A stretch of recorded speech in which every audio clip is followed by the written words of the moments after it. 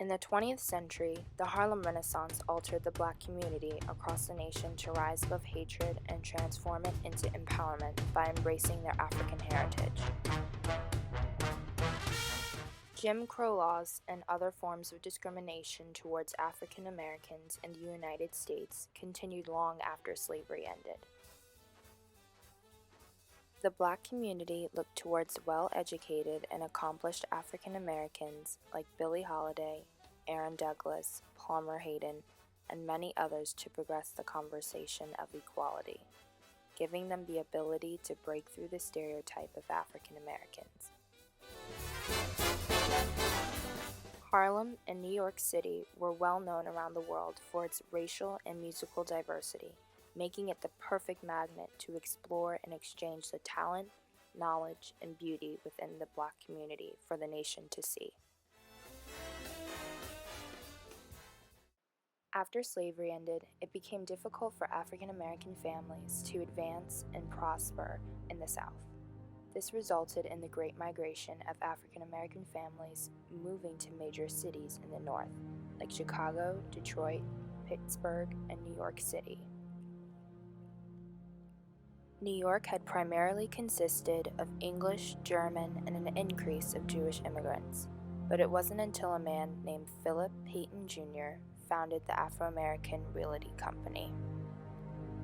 In 1904, Harlem's economy was growing, causing rental costs to increase and making it more difficult for African American families to afford.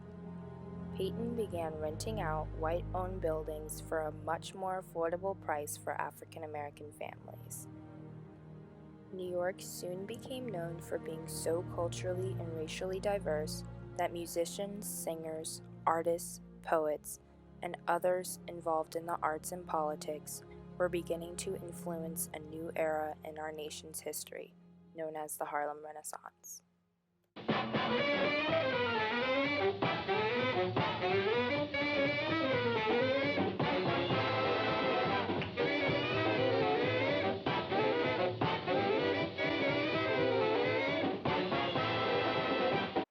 At a time in our history when segregation between blacks and whites was still favored by many, the arts was used by African Americans to express their emotions and join together to fight for equality and be proud of their history. Music brought people from all walks of life to New York, and jazz was at the heart of it all. Jazz singers and musicians were drawn to New York because it was the entertainment capital of Black America. Billie Holiday was best known for being a jazz singer, but changed careers to an actress after singing a haunting, eerie, yet beautiful version of the song Strange Fruit, which discusses the taboo subject of lynching in the South. And blood at the root,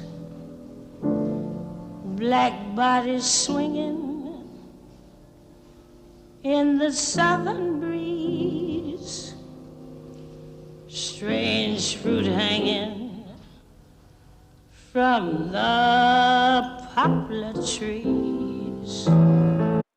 Other accomplished jazz singers like Ella Fitzgerald and Josephine Baker were important female role models who helped pave the way for African American singers in future generations.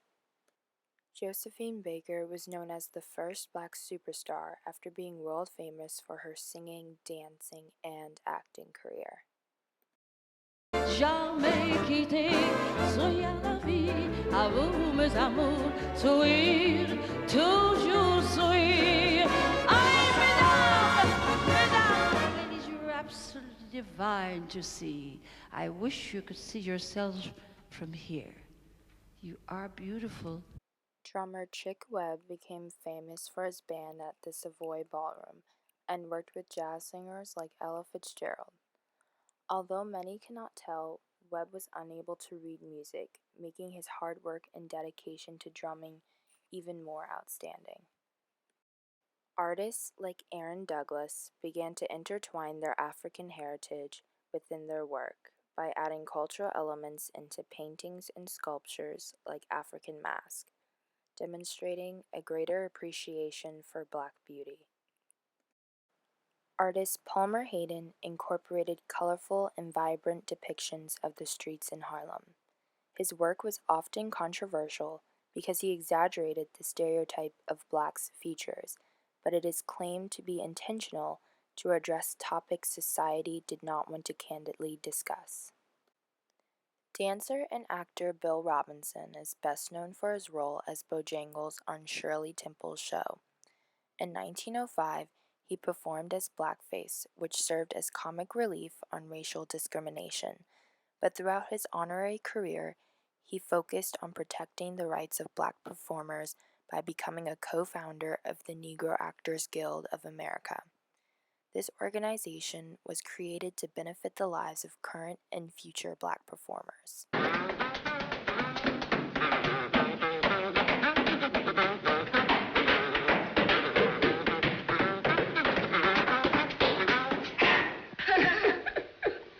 I want to do that too. All right. Are you ready? Yep. Come on. Dance and theater was spirited and energetic in Harlem. The Lincoln Theater was the original popular entertainment spot before the Apollo Theater, but the Savoy Ballroom was one of few places where people of different races and social classes, specifically working-class whites and African Americans, could dance and enjoy themselves. The exchange between blacks and whites through the arts and music industry led to the continuance of progression towards shifting the nation's mindset away from stereotypes of poor, uneducated blacks. This led to the increase in participation from all races in the civil rights movement, causing a long-term impact of great leaders providing a foundation for African Americans to thrive in their careers.